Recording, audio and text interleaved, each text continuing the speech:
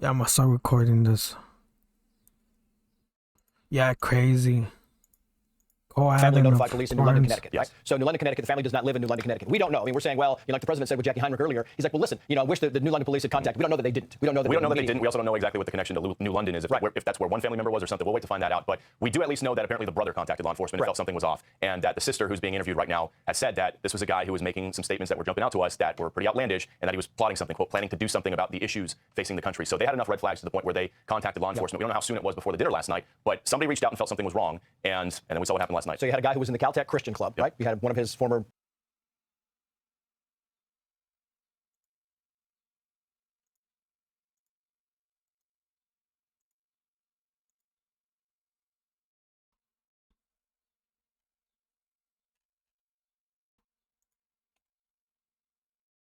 Joining me now, Ty Cobb, former White House attorney during Trump's first term. It's good to see you again, Ty. So you have this ballroom. It is still subject to litigation. Would a judge reviewing this case take last night's incident into consideration, do you think? Not at all.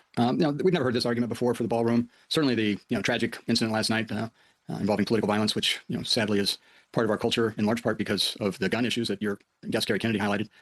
Instead of talking about the real problems like guns, Trump has turned the incident into an advertisement for his vanity project. This ballroom is not being created to establish a safe place for him to celebrate himself. And the courts have stopped it in large part, although it's proceeding under scrutiny at this stage of the game, and because of the fact that Trump ignored the law. He believes, as Stephen Miller and Stephen Vaught tell him every day, that he can do whatever he wants, and that's just not true. As we saw with tariffs, as we've seen with multiple deployments of ICE and the National Guard, the courts have stepped up and said, no, Mr. President, you can't do anything you want. There are laws to be followed. And here the issues are: is congressional approval required? Were adequate environmental and regulatory considerations addressed? And they weren't. So I think at some point, this will be reined in a little bit. It'll certainly be slowed down. Congress would likely, at least before the midterms, approve it for the president in a tight vote between the Mikey Johnson-controlled House and the Democrats. But at the same time, if that's to be the case, it needs to be done. So Donald Trump is saying that the ballroom that he's building would have been a safer location. But the question to you, would a private event hosted by, as last night was, the White House Correspondents Association? That's so stupid, Trump with the ballroom thing. The stupid ballroom, I don't think it would have not helped. I don't know why Trump is even mentioning the ballroom. Let me see, my thing is peaking. Yeah, you guys can hear me. Just don't know, maybe... Would it actually have access to and be held in the White House ballroom? I mean, would this ballroom be used by non-governmental or non-White House events? Could any group rent the ballroom for the right price? Highly unlikely, although if the price is paid to Trump and his family, perhaps so, as we've seen with the $4 billion to which he's enriched himself over the last 15 months. But no, and it's not likely to be, it's not likely to ever be used for a private event. To the extent it is, it'll be a significant mega donor to the Republican Party to the extent it ever does get built. And with regard to the safety, this is him trying to merely pressure the courts into ignoring the law, as he's tried in connection with many other issues. Threatening judges and trying to intimidate judges, trying to do anything to assimilate power within the presidency. And now he's taking over the White House Correspondents Association, dictating when they can have their event, insisting that it be rescheduled. All things that should be up to them independently. And frankly, why they would even do that for a man who has spent 15 months trying to destroy the First Amendment and criticized journalists, kicked him out of the Pentagon, and had his allies take over CBS and other media outlets. I have no idea what level of complicity the White House Correspondents Group feels. So can I ask you, based on your knowledge of the president, it has been suggested that the president's implying, hey, look, this would be the safest place, it's the best place for a president to be, or at least the best place for me to be if we had an event in the White House ballroom. That being said, that would indicate the president wouldn't get out in the public, would no longer be out there with Americans, touching base with constituents, losing a sense of touch with people if he were to harness himself in for all these events and stay safe at the White House. What's your thought on that? Does the president enjoy getting out there and talking to people, or would he rather have a sort of northern Mar-a-Lago set up for himself? Oh, he'd much rather have a northern Mar-a-Lago and have people come to him and celebrate him on his turf. But he does like getting out. He loves spectacle. Anything that gives him the sense that he's all powerful. He does enjoy that. But we already see a little bit of that, Alex. I mean, he does hunker down in Mar-a-Lago. And keep in mind that many in his cabinet and many high-ranking officials hide on Coast Guard and military facilities now where they live. And Todd Blanche had to move his family to the bubble of nearby Mar-a-Lago and move him out of New York. So I think you see between the Noams of the world, the Hegseths, the others who are now hunkering down in secure facilities that this is an administration that is hiding from the people, and it's in large part because they're taking advantage of us all. Ty Cobb, always good to talk with you, which means I'll see you again soon. Thank you so much. Can't wait. Thank you, Alex.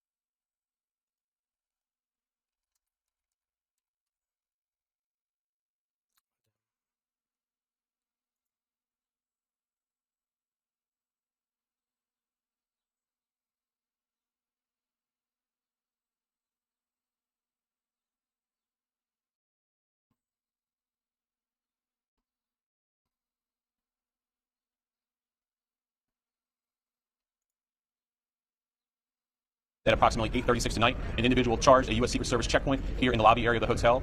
He was armed with a shotgun, a handgun, and multiple knives. As he ran through that checkpoint, members of law enforcement from the United States Secret Service intercepted that individual. This is a very preliminary investigation at this point. We do know that law enforcement exchanged gunfire with the individual. We do know that a U.S. Secret Service uniformed division officer was struck in his vest. He was transported to a local hospital for treatment. He seems to be in good spirits at this time. The suspect in this case, he was not struck by gunfire. It does appear he is a lone actor, a lone gunman. There does not appear to be any sort of danger to the public at this time. The defendant is being charged with 2 counts, 924C, using a firearm during a crime of violence, and a second crime under 111, which is assault on a federal officer using a dangerous weapon. But make no mistake, there will be many more charges based upon the information that we are learning in this very fluid situation.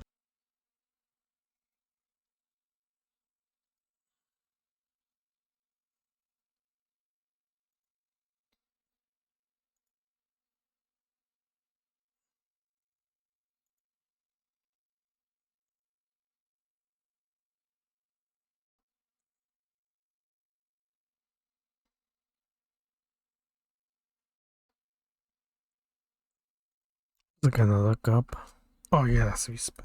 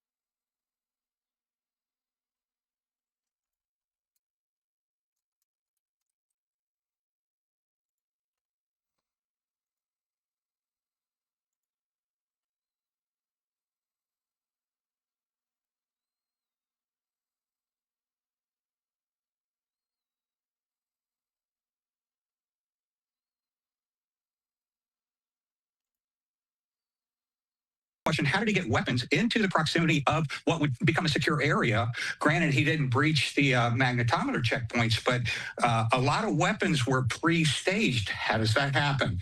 And those are all the questions that are going to come out in the days ahead, but it does really bring up an important question.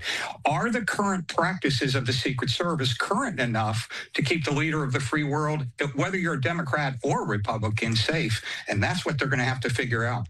I want to ask you, because in this room was the president, the first lady, but also the vice president, the Speaker of the House, Mike Johnson, other members of the cabinet potentially in line for the president if something, God forbid, happens. How does that change Secret Service? How are they working with multiple principals in a similar location? Well, the good news is when you have all those people together, you do have additional resources. You'll have Capitol Police. Depending on the cabinet member, you'll have protective details with them. So as a site agent, that means you have more resources than you normally would have. But here's the challenge. They often don't come in and do the advance work, which, Andy, that's the success of security. Getting there early, making sure that all of these types of contingencies are planned for, and then hoping and praying that you've got everything in place. And last night, it wasn't in place. Thank God for hero agents. But that shouldn't be the measure. We can't count on near misses.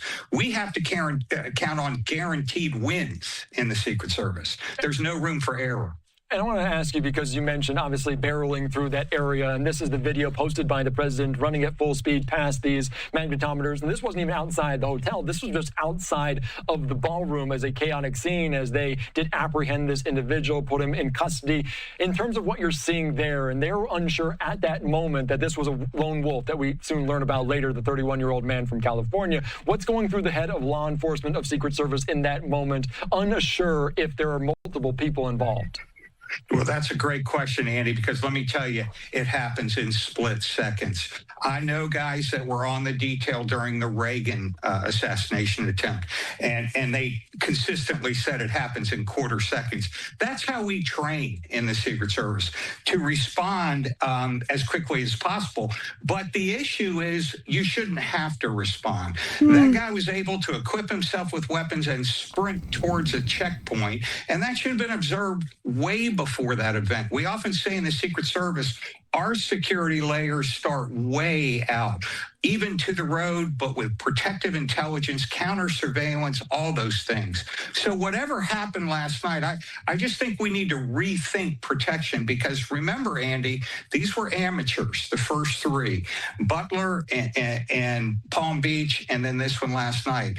I'm more concerned for the growing threat, given a war, given internal strife, and certainly this reflects that we've got challenges from within the country where violence is sprouting up and targeting our elected leaders. And just talking about the layers of security there potentially out to the road, I do want to put up this post from Reese Gorman, one of the reporters potentially in the room, saying he was talking to a GOP lawmaker at that White House Correspondents' Dinner last night, right after the shooting, who was appalled at the lack of security entering the Washington Hilton, saying there were 0 magnetometers or security checkpoints prior to entering the Washington Hilton. Is that something that Secret Service will have to address, moving that layer further out, even for an event at a massive venue like the Washington Hilton?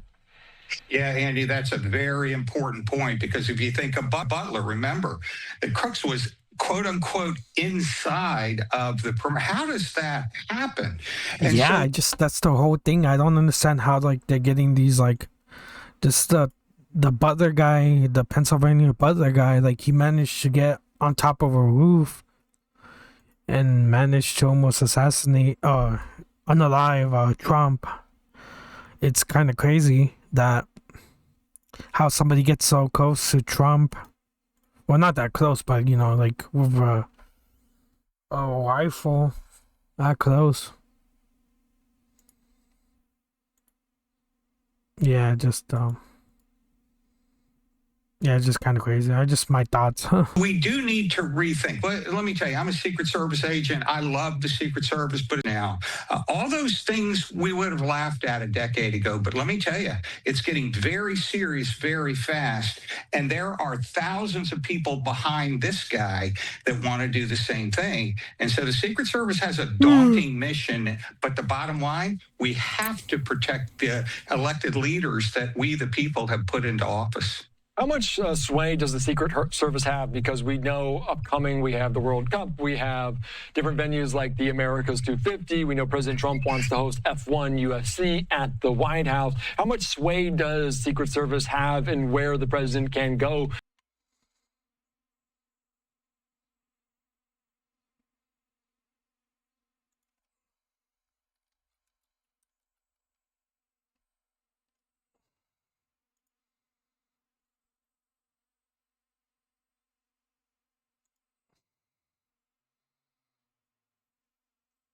Any of them live right now? I don't think none of them are live. Is this live? Nah. C-SPAN isn't live.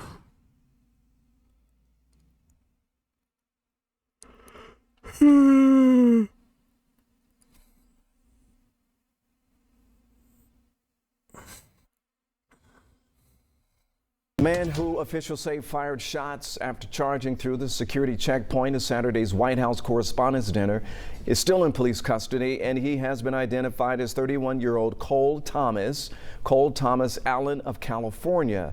A source familiar with the matter tells CNN that the suspect's family alerted police about the writings indicating anti-Trump ideology. Jen Sullivan has the details on what happened. Serious security concerns are being raised after this surveillance video shows an armed man charging through a Secret Service checkpoint at the Washington Hilton Saturday night before opening fire.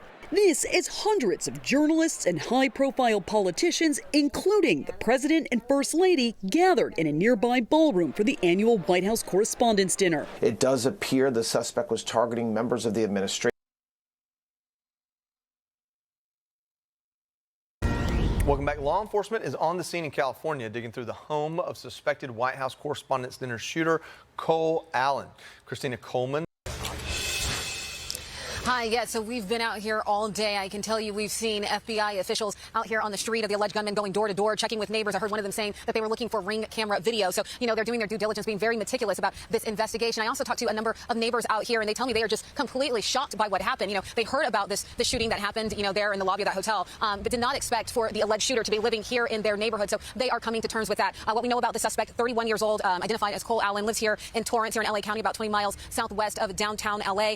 Has a very extensive educational background, was big into tech, graduated from Caltech, studied mechanical engineering, and yet his life is going to take a dramatic turn if he is found guilty of the charges he will likely be facing. Again, authorities say that he took a train from LA to Chicago and then from Chicago to DC to carry out this attack. And so fortunately, no one was seriously injured. But again, authorities are really working hard, investigating what led up to this incident. Christina, I know his parents, I believe, have talked to investigators at some level. He also has a brother and I believe a sister, at least what we've seen. Do you know if the family or he have, got a lawyer that's out front saying, hey, we'll put out a statement or anything of that nature yet?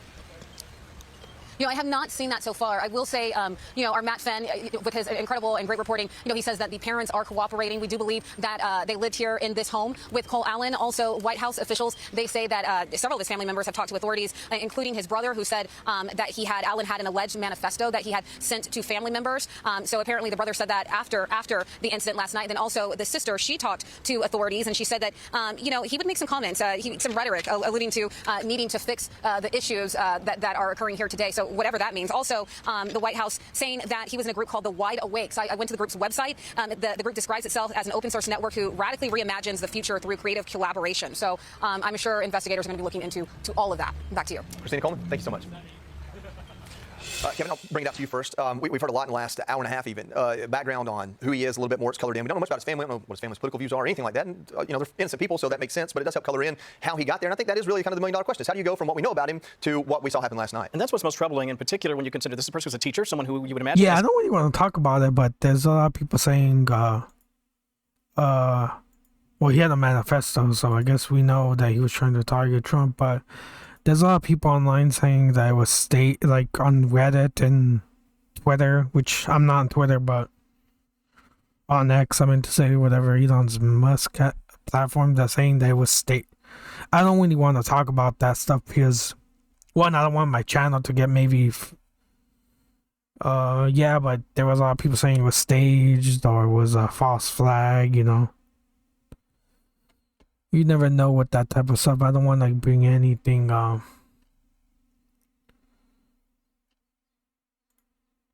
yeah, just kind of bizarre,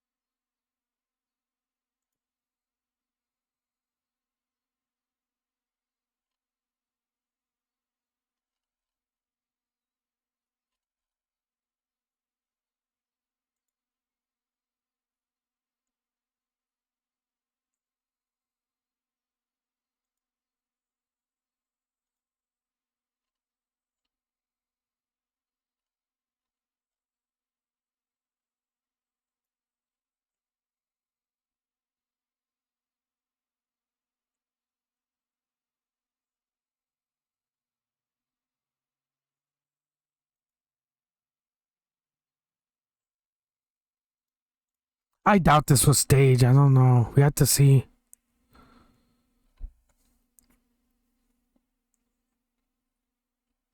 Yeah, I just seen Tim Miller talk about Tim Miller from the Bulwark said that, we can't think, yeah, there's just a lot of crazy people. There's just a lot of crazy people. I'm not gonna even speculate that this was staged because there are crazy people. Yeah, I'm gonna go use the restroom, guys. I don't know if I don't think anybody's even watching the stream, but yeah, I'm gonna go use the restroom, so I'm gonna hide my camera.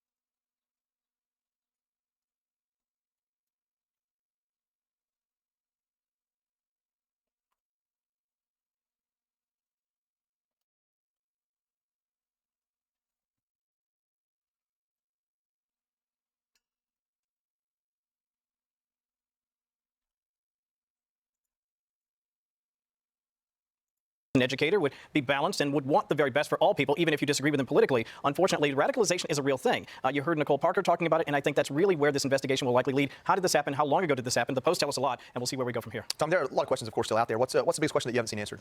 Well, I have a lot of questions that aren't answered, of course. A lot of it has to do with just the security of the building itself. But I want to know, too, when you comb through the social media, you comb through who he was talking to, you comb through the interactions with the family, what they knew, when they knew it. It also takes me back to the assassination of Charlie Kirk and some of the writings and some of the communications between him and his roommate. That takes me back there. So I'm sure we're going to find out more in the coming days and in the coming weeks, certainly. But a lot of unanswered questions. Just go back to somebody who was very smart, sounded like they had a good job, they had a family, and now, for all intents and purposes, his life is going to be over because of the fallout of this and what he did. So a lot of questions there as to how you get there. Alicia, I think we also around the table and to a certain extent kind of empathize.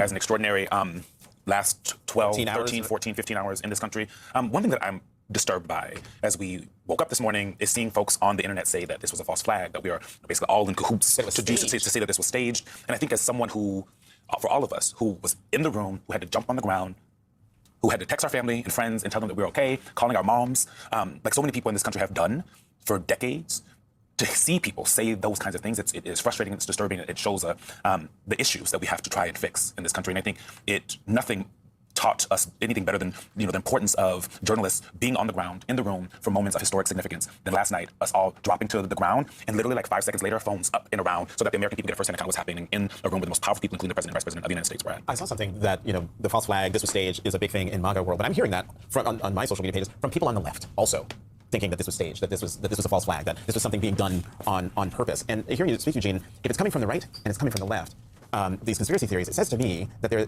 feels to be a lack of trust in this country. And empathy. And if people can't see that a room full of journalists ran out of the room, got in front of cameras, got on their platforms, telling people what happened in the room, if you cannot trust what we are telling you, I don't think that's an issue of journalism. That is an issue of American society. And so if you're watching The Weekend, you've been watching us, you've watched us now for 4 hours, I hope you know that we are telling you, because we were in the room, we were sitting right next to each other. Jackie was right next to me, to my left, and Eugene was to her left. We're telling you that what happened last night was real. I will never forget a conversation I had with my first boss in journalism, Chris Isham of CBS News. He was the first person to conduct an interview with Osama bin Laden. He had dear friends who died in the attacks on 9/11. And I remember sort of gently asking him what he thought of some of the conspiracy theories around 9/11. And I will never actually forget the look of pain in his eyes that I even broached that question. And even just having this conversation with Ashley, actually, is such a testament to why it's so important to have primary sources, people who are on the ground, to interview them, to talk with them. Everyone likes to be an armchair quarterback at the end of the day. Tons of people looking at videos wondering, why was Kash Patel the last person to leave the ballroom? Did Secret Service mess up? Did they forget about him? No, actually, Ashley was sitting with him. She said his instincts were to stay, to be on the ground, play FBI director. He was operating bravely in that moment, actually. And very quickly, there is a connection between conspiracy theorizing and political violence. Statistically significant. Harvard Kennedy School has done a bunch of studies on this, most recently December 2024, after the November 2024 election. Again, it's statistically significant.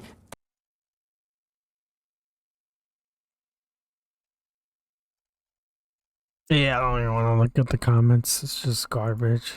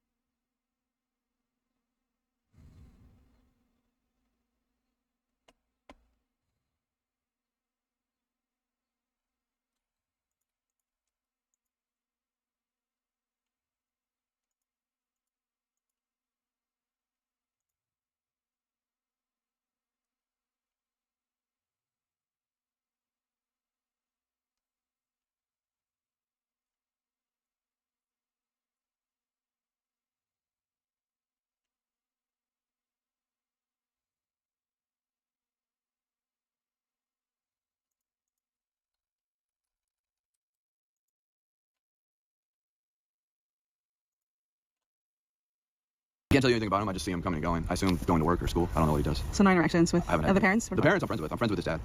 They're very solid, peaceful, good people in the community. Yeah. So the only part I saw, because I was at a neighbor's house watching what was going on so I could get back into my house, was I saw the SWAT team show up. There was, I don't know if you guys were here, but there was like 25, 30 SWAT members with a big like SWAT truck out front. So we were waiting for them to do that, clear it, make sure that they felt like everything was safe, so that we could get back into our house. After that, then I think they started searching through the house, but I went to sleep after that. So what can you tell us about this guy? I don't really know anything about him. I know he lives there. I just know what I've read in the media coverage. I'm friends with his father, and his parents are very peaceful, very good people, but I don't know much about him. So how long has he lived here? I was given the estimate of 2 years. It could be longer. It could be 3 or 4. So I did recognize him, yeah, but I was aware of like all the commotion first, so that, I mean, I knew something was going on. So, but you never talked to him? I can't remember ever talking to him. I mean, I don't even know that I really said hi to him. He kind of kept to himself. Do you know that he was like teacher of the month? No. You didn't know? I didn't know. I didn't know he was a teacher, to be honest with you. How does he seem? I mean, like a nice guy, quiet guy? He's kept to himself, very quiet. Yeah.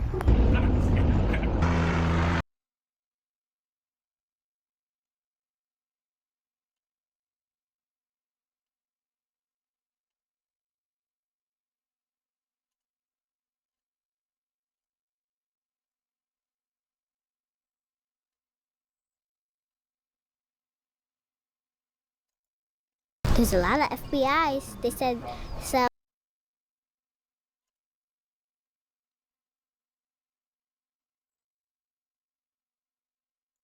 I'm ABC 10 News reporter Ryan Hill here in Torrance, California. We're here on Gramercy Avenue. This is not too far off the 5 freeway. Now, this is the address that ABC News is saying that is the suspect's home over here in Torrance, California. You can take a look over here. It is a who's who of national and LA media over here. And this home over here in 1915 is the address that ABC News is saying is the suspect's home.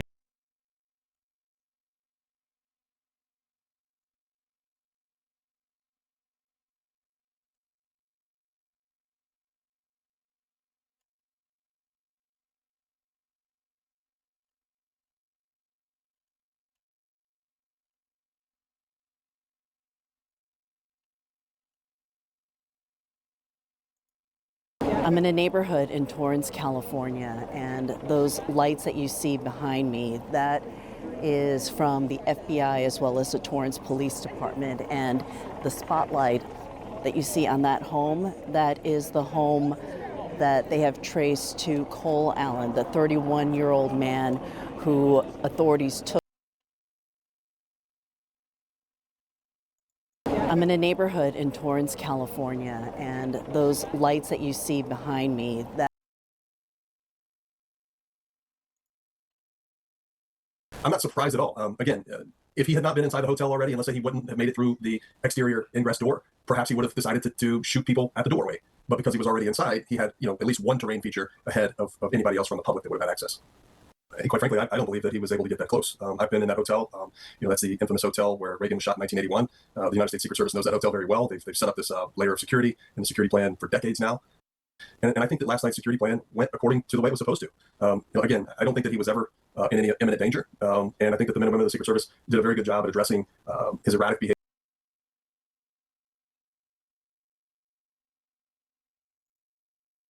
I actually posted on social media that the security screen that I was very it was pretty odd. And I recorded as I was leaving and evacuating that the screening was only downstairs, which was pretty weird for covering Trump several times and covering, everyone was there. It was like the State of the Union.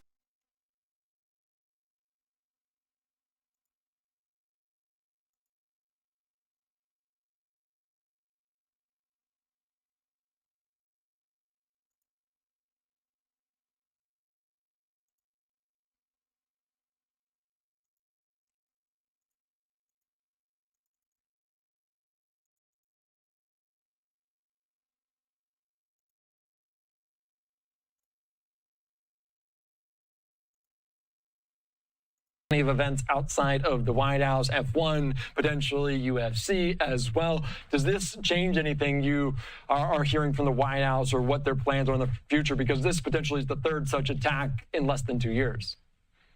I would sure hope so. I haven't heard exactly what they're going to do, but I mean, I'm pretty certain that if they are going to have it in the next 30 days, as Trump said, that they probably are going to have a completely different type of security. What other information do you want to know? Because we got information, the individual Cole Allen, a 31-year-old from California, potentially a teacher that got there by train. What other information do you hope to learn about the suspect, what their anti-Trump social media trail is? What other information do you want to know? I mean, I want to know what drove him to